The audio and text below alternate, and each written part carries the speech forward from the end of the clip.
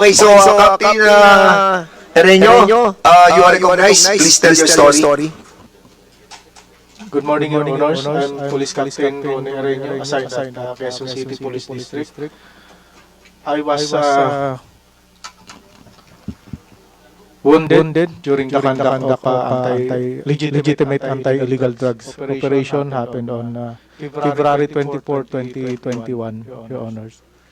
When it comes to assistance, Your Honors, I received also the 100,000 pesos from the PNP, Your Honor.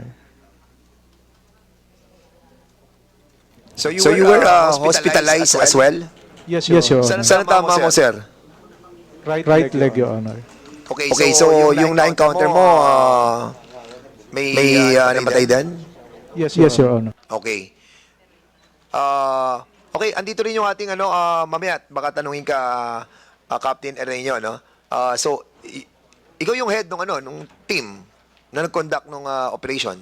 Yes, Your Honor. Okay. May mga tinamaan din sa mga kasama mo?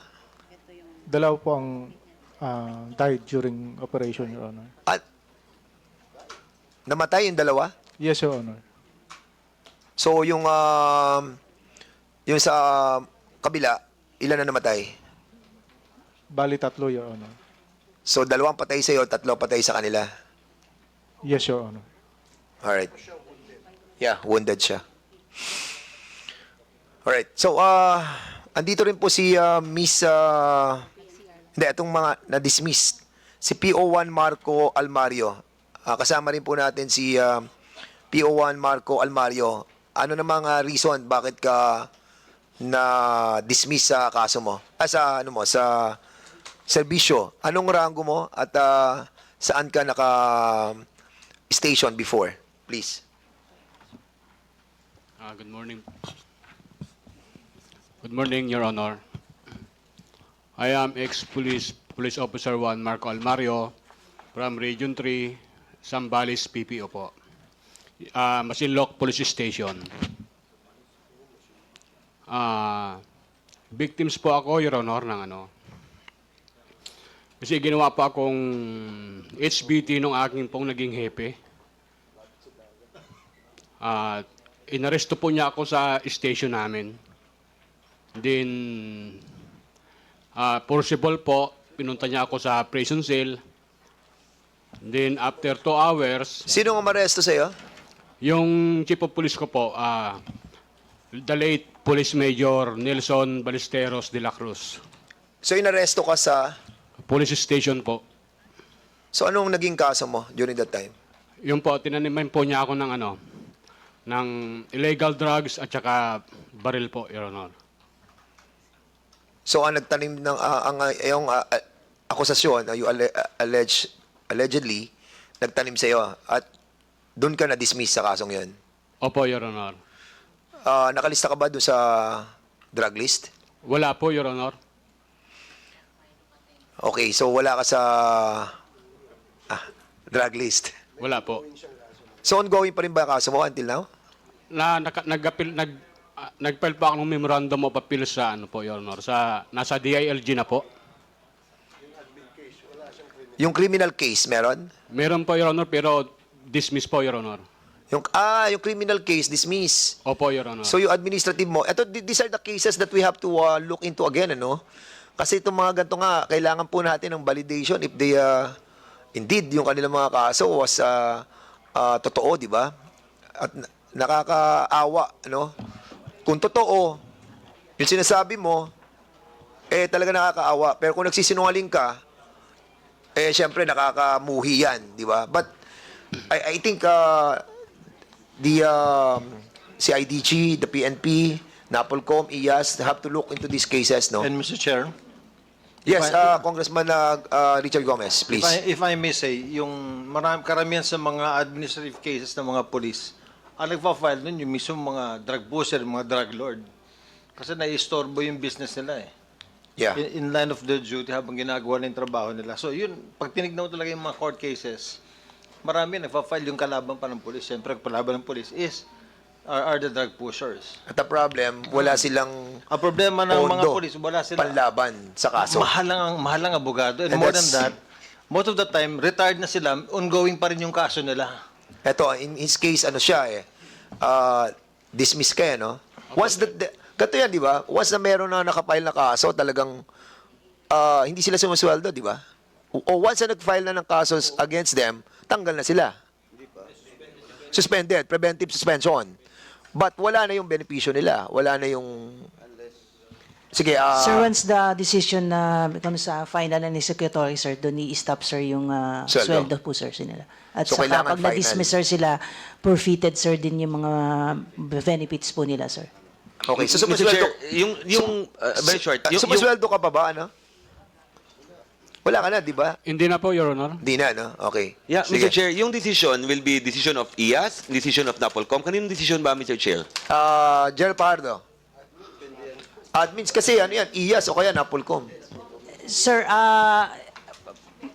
ang mga kaso po kasi, sir, na na-file, sir, sa mga pulis, po pwede pong ma-file yan, sir, sa NAPOLCOM, sa IAS, and Either. PNP po, sir, exercise disciplinary authority over all PNP po. So, hindi ko, sir, alam kung saan yung final na kaso sa kanya. Yes, sir. Mr. Chair, it doesn't matter where they file the case. The point is, what if NAPOLCOM decides, or IAS decides, or the administrative officers of the PNP decides? So, sino masusunod? Pag halimbawa, na-dismissan nyo, pwede bang i-appeal doon, or sa inyo ba Hindi na. i-appeal? How does it work, Mr. Chair? Sir, the NAPOLCOM exercise original jurisdiction, sir. So pag na-file, sir, sa kanila yung kaso, sir, they will be the one to hear the case and decide. So hindi na po yan pupunta, sir, sa PNP. In the case, sir, among iya, sir, they would recommendatory lang po sa kanila. Pag mag-file po yung mga citizens complaint po, sir, diretso po sa kanila yan, then their findings will be submitted to the PNP, and the chief PNP will be the one to study whether their recommendation is suffice to meet the penalty. So, but after the PNP decides on the case, sir, they still have the right to file an MR, appeal, and so on and so forth, sir. I asked that, Mr. Chair, because as I looked at the report of IAS, for 2016 to 2022, June 30, 32,531 cases were dismissed. Demotion 64, dismissal from service 41, and reprimanded was 12. Because during the last budget hearing, I brought this up to the Philippine National Police. Because the budget of IAS, Mr. Chair, is attached under Philippine National Police. It should be separated from the Philippine National Police so that IAS will be able to decide on their case. Halimbawa, on the other side of the story, Mr. Chair, eto talaga, may ginawa police, may ginawang kalokohan, nakitaan ng ebidensya at saka dinismiss ng IAS. Ang problema kasi, IAS must refer it to the PNP chief kung papayag. Kung bata ng PNP chief, hindi rin matanggal. So, sayang yung effort ng taga-IAS. So, I was thinking, Mr. Chair, if IAS will be able to help me, I know, Mr. Chair, na ang laki na hihingin, so that we will be able to separate their budget from the Philippine National Police, Mr. Chair. Okay, you need a reply for that? I want to reply from the IAS, Mr. Chair. Yes, please. And then we'll be proceeding first sa sa mga na-dismiss na mga officers of the PNP organization. Sige, go ahead. Yes, please. Unang-una po, Mr. Chair, salamat po kay Congressman Emano sa suporta po niya sa IAS. Tama po yung sinabi niya na siyempre po, maigi po kung magkaroon din po kami ng sarili naming pondo. Sapagkat para lang po mas malinaw po yung pag-ugnayan po ng IAS at saka ng NAPOLCOM. Yung IAS po kasi, binigyan po kasi sa batas noong kapangyarihan na magkaroon po ng tinatawag ng motu proprio investigation. Ibig sabihin po ito, kahit wala po mag-complain po sa amin, hindi po katulad sa NAPOLCOM, kailangan po kasi nila ng complainant. Sa amin po, ang trabaho po namin, kahit wala po mag-complain, meron pong 5 pagkakataon sa batas na kailangan po namin imbestigahan.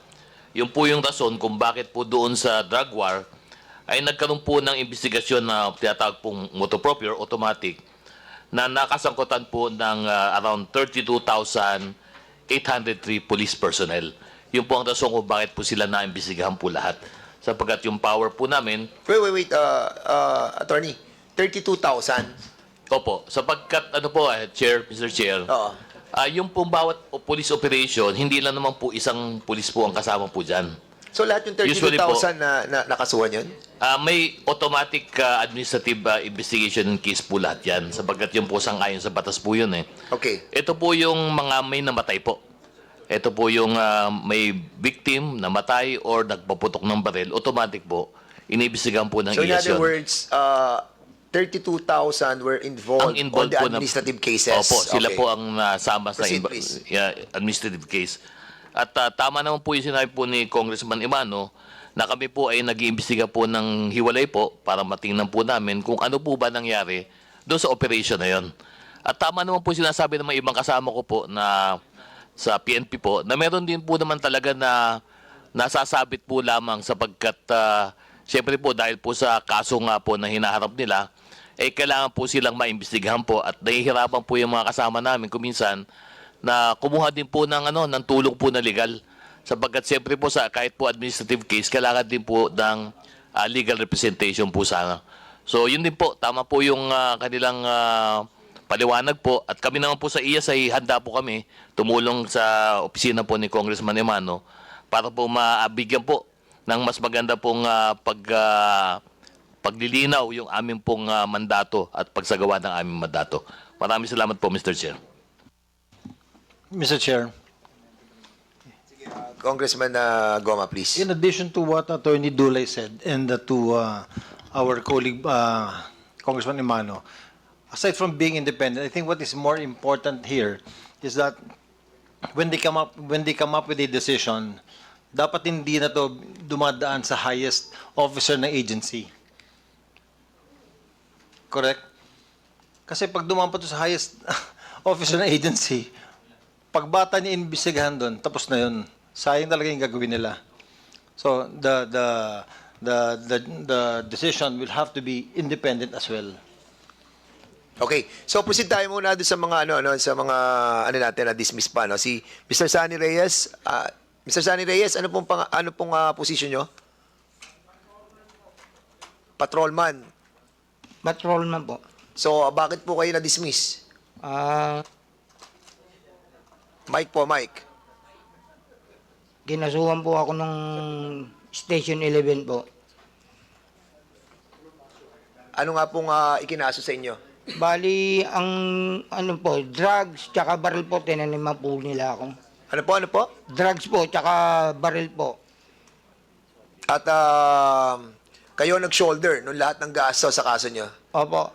Ang totoo po niyan, Sir, Your Honor, yung pangyayari pong yun, yung meron pong nagpapanggap na pulis po dun sa huling lamay po ng kapitbahay namin. Ngayon po, tinulungan ko lang po, tinignan ko po kung totoo po bang pulis yun.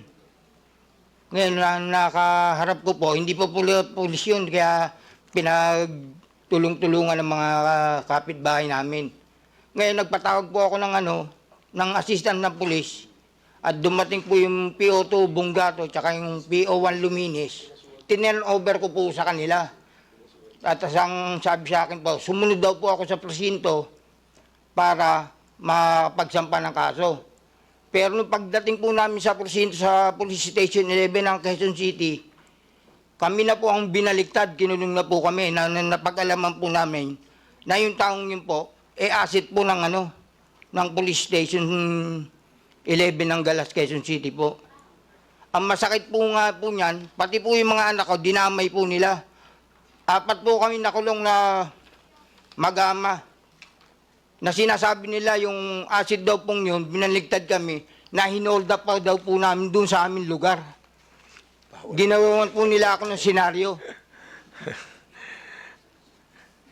Okay, so Oo nga eh. So nakulong po kayo nung 2016, 2017? Kailan po? 2017 po. 2017. Opo. Ha?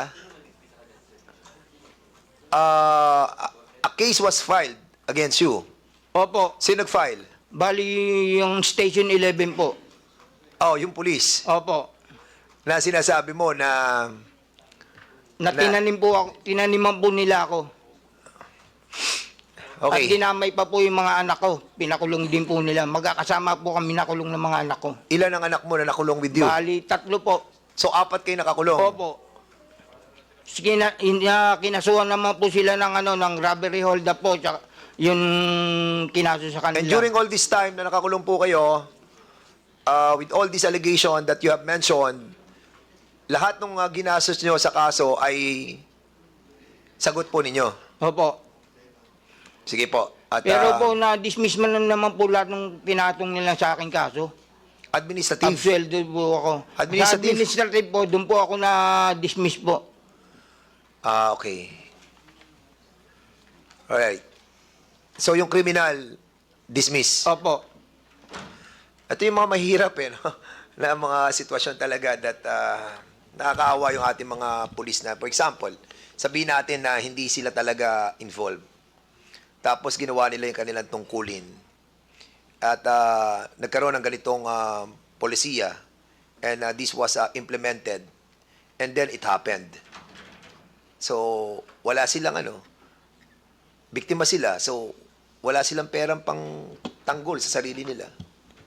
Ang naapektuhan siya at ang pamilya niya, karir niya, reputasyon, dignidad. Yun ang nakakalungkot sa nangyari sa atin. But, yun na nga. But Mr. Chair, if yes. I'm not mistaken, ang naalala ko sa regional level, meron silang legal officer. But the problem is the numerous cases, hindi kayang i-handle ng legal office ng regional office yung cases ng mga police. I think what is important, I think what we need to do, Mr. Chair, is to augment funding, to augment yung lawyers sa legal office nila to handle cases para matulungan yung mga police. Ang problema ata, wala kayong gantong PNP, wala tayong budget for this ganto Wala Kanina tinatanong ko kayo kung merong pondo na ginagamit for this kind of cases that kapag na-filean sila, meron ba tayong nire-release? And even giving them legal manpower?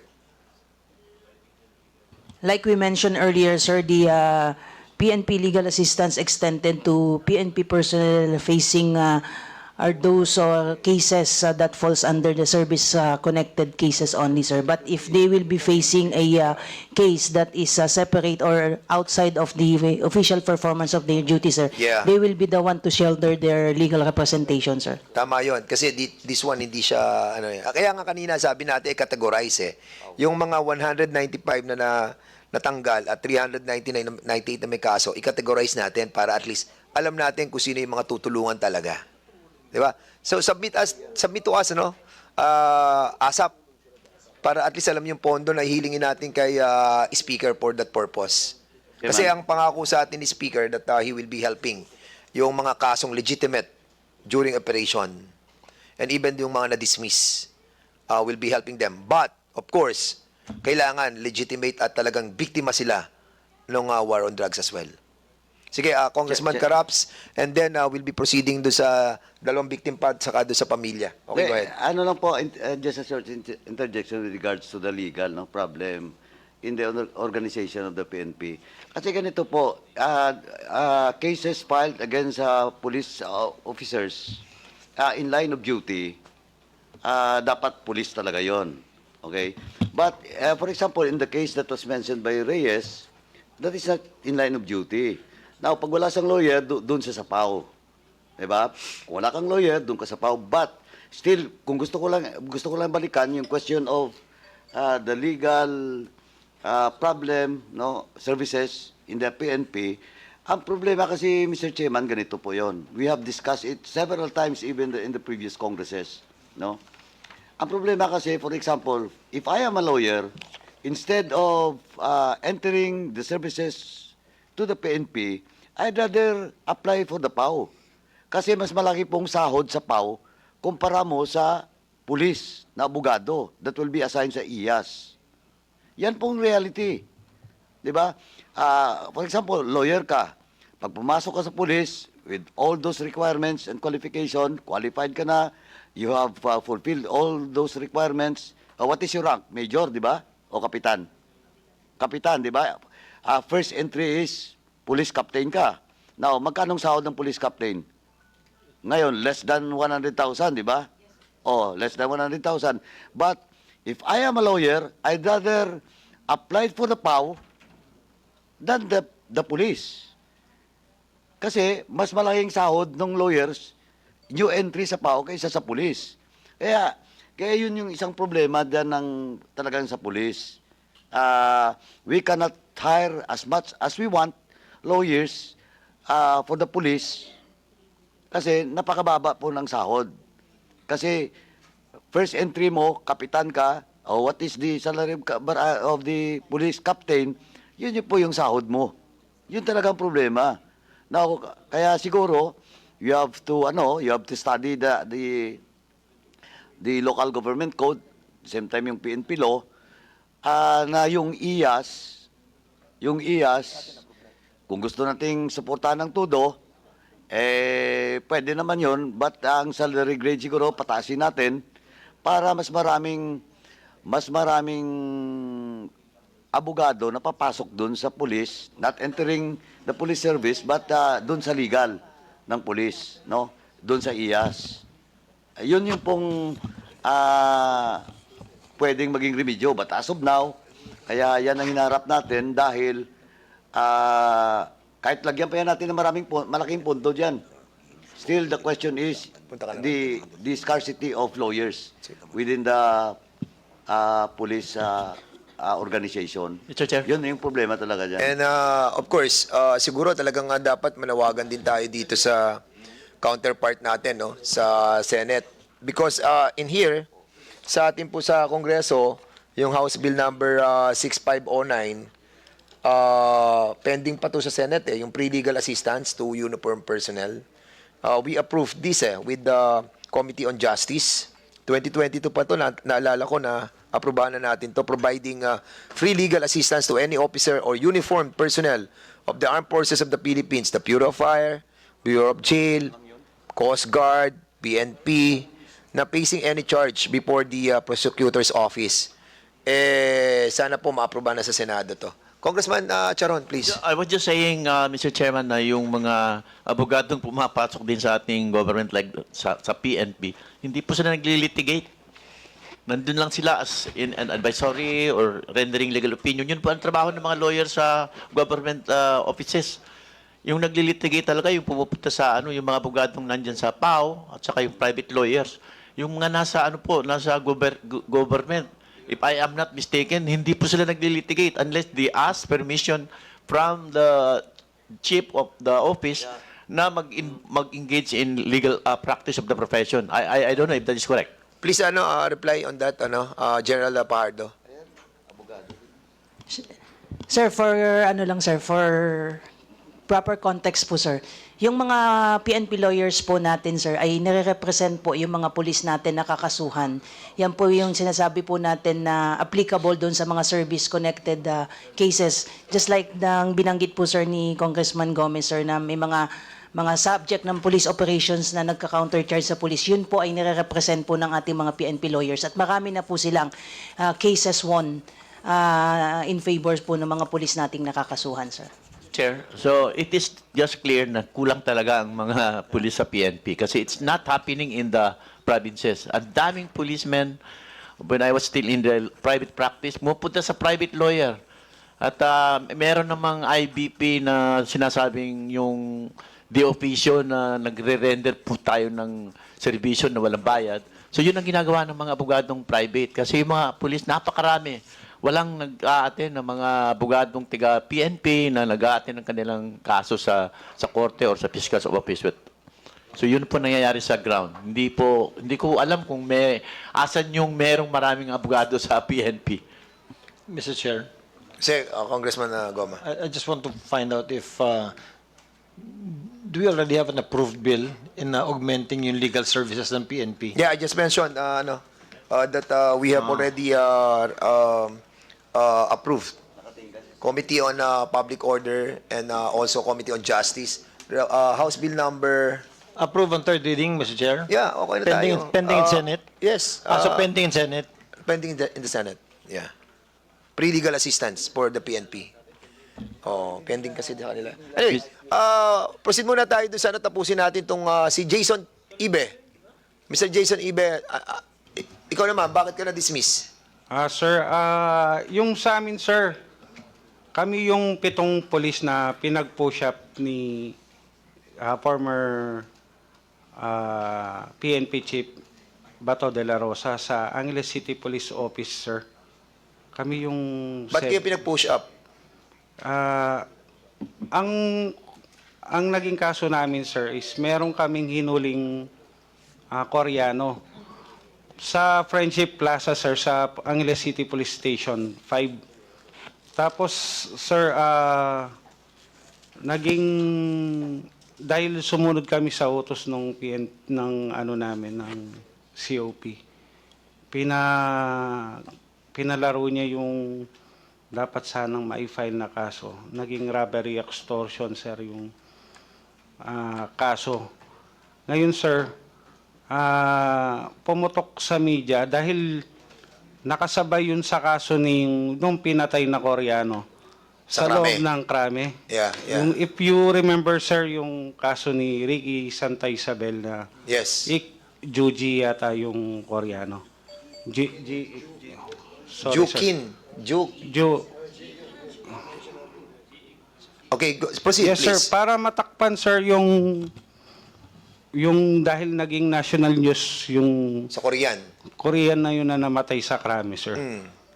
Ang kwento nung sa amin, sir, kami, sir, yung pinantakip nila para gawing sensationalize yung kasong simpleng robbery extortion, sir, yung nang sa amin. Is ginawa kaming kidnapping. Insist nila, sir, na pinapilit nilang pinafile na kidnapping yung maging kaso namin. Tas apparently, sir, nung after second day, sir, nangyari yun, sir. Nirestrict kami sa kampo, sir. Tinanggalan kami kaagad ng baril, sir, at saka ng cellphone. Nirestrict kami doon wala pa kaming kaso, sir. Tapos nabalitaan na lang namin na may planong patayin kami, sir, ng mga taga-Krami ata or Etong kaso nyo, it's not, hindi siya involved yung operation nyo tungkol sa illegal drugs. Hindi, sir. Robbery extortion lang po yun. Well, anyway, ang pinag-uusapan natin yung sa, sa EJK, no? Yes, But, sir. it's worth understanding also yung case ninyo. No? Kasi, sir, yung... But these are all, these are all your story and your allegation. But of course, we will be asking also the PNP to look into this. Kung talagang, but sino administrative dismiss kayo, right? Yes, sir. How Yung much criminal criminal? case din, sir, dismiss. Anong natin doon, for example, na dismiss tayo criminally? Sir, yung po kasing nangyari sa amin, sir, kung if I may, sir, tutuloy ko yung... Sige, go sir, ahead. para malaman lahat, sir. Publicly kasi, sir, na pinahiya kami wala pa kaming mga na-file na kaso. Tapos, sir, lahat ng gastos, sinolder namin, sir, yung pambayad ng abogado, where in fact, yung case namin, sir, job-related, work-related po yun. Kaso, walang support sa PNP, sir. Tapos, Sino nagkaso sa inyo? tapos, sir, na-dismiss na yung kasong kriminal namin. Umatras na yung complainant. Sir, pinakulong pa kami. Yun yung masakit doon, sir. Sino pakulong sa inyo? PNP, sir. Sino gutos?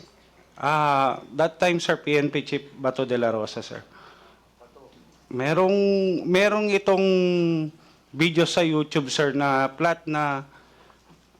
plano kaming patayin, sir, para matakpan yung kaso sa Krami na binulgar ni asawa ni Ricky Santa Isabel, sir, na makikita pa yun sa YouTube. Mismong siya nagpa-interview sa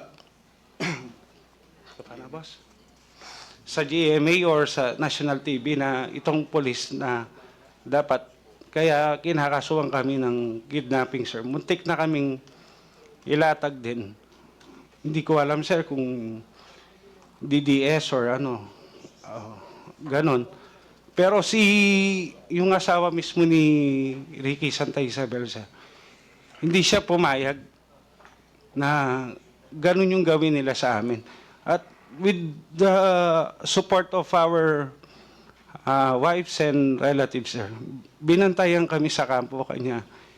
Hindi natuloy yung plano, sir. Paano nyo nalaman yung yung sinasabi yung alleged plan? Paano nyo naman na Sir, makukonfirm? kasi yung first na dinala kami sa campus, sir, restricted, tinanggalan kami kaagad ng baril tsaka cellphone. Wag daw kami makikipag-communicate sa labas. Tapos, sir, dahil sa akbo doon kami, maraming kaming kakilalang pulis. Sinabi nila sa amin, wala kaming cellphone, sir. Nasa isang kwarto kami. Sabi nila, may planong patayin kayo, kukunin kayo dyan, sabi niya. Sabi, tawagin niyo yung mga kamag-anak niyo, bantayan kayo, sir. Apparently, sir, na-verify namin po yun. Sino nagsabi sa iyo ng ganun? Yung mga kasama din namin, Official police, sir. doon? Yes, sir, mga kadikit na Saan namin area yan? official. Saan area kayo? Angeles City Police Officer. Saan? Angeles City Police Officer. Can you mention the Pampanga. name of the officer who have Kung sa Told you? executive session, sir, kung makakailing kami. Or sa affidavit. I-mention namin lahat. sige, siguro mag-affidavit ka Tapos, na lang sir, siguro. yung nagpatibay doon sa sabi-sabi na yun sa station, sir, ay sa campus, sir. Yung mismong asawa ni Ricky Santa Isabel, sir, na Sino si Ricky Santa Isabel? yun po yung suspect na police. Krami, sir, yung sa AIDG na pumatay doon sa Koreano. Okay. Let's proceed sa next si Mr. Richard Agapito. Richard Agapito, can you tell us your bakit ka na-dismiss? Sir, good morning po. Dagdag lang po doon sa sinabi sa kasama ko po ni Mr. Jason Ibe po. Yun nga sir, yung humiliate po kami in public without wala pa pong naka-file na... Kasama mo si Jason? Yes sir. Magkakasama kayo? Pito po kami sir na yung pulis sa Angeles. Na public humiliate po kami and yun nga po, wala pang naka-file na kaso. Okay. Thank you so much, Mr. Richard Agapito. Yes sir, thank you po. Ito namang biktima, no? Kasi we're running out of time. Hanggang 12 lang po tayo. So, itong widow, nung si Miss Floradel Collantes. Sige, ma'am, you have the floor.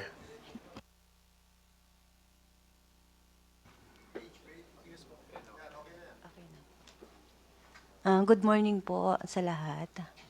Ako po si Floradel Collantes.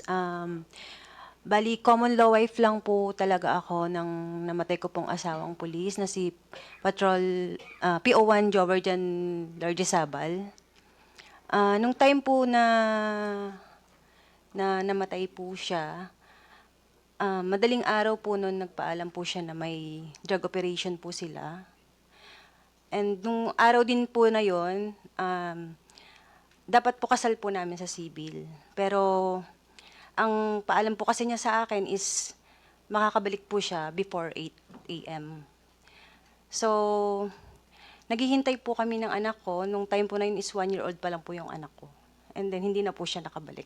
Hindi na po siya nakauwi. Then, siguro, parang past 12 na po ng tanghali, nung may tumawag po sa akin, investigador po siya, nakalimutan ko na po yung pangalan.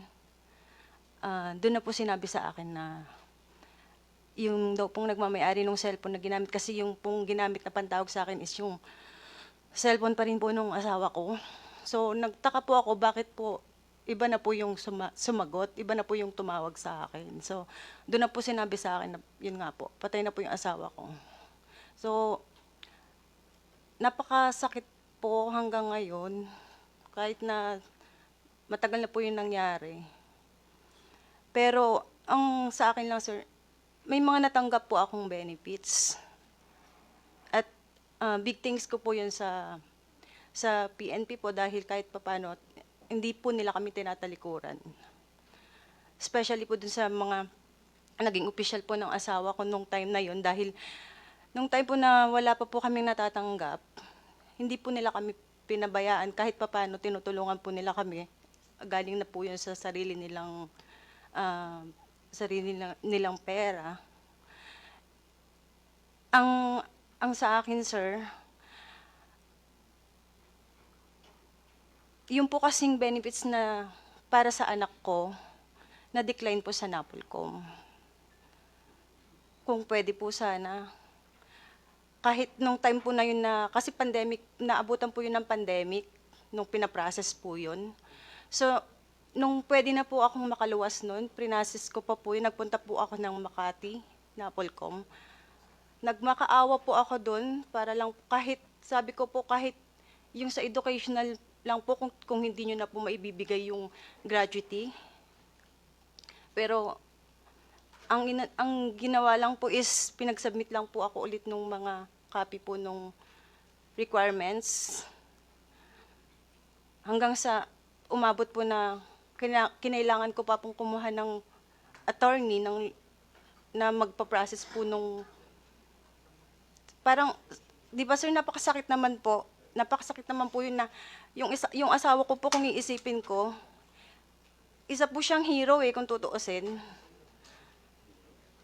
Na kaya niya po kaming iwanan para lang po magsabisyo sa bayan. Tapos, pagdating po sa benefits, ganun po yung mangyayari. Para po sa isang katulad ko, lalo na po solo parent po ako ngayon, ang hirap po. Makikita niyo po, dala ko po yung anak ko dito. Kasi mahirap, kahit po minsan sa trabaho ko, dinadala ko po siya.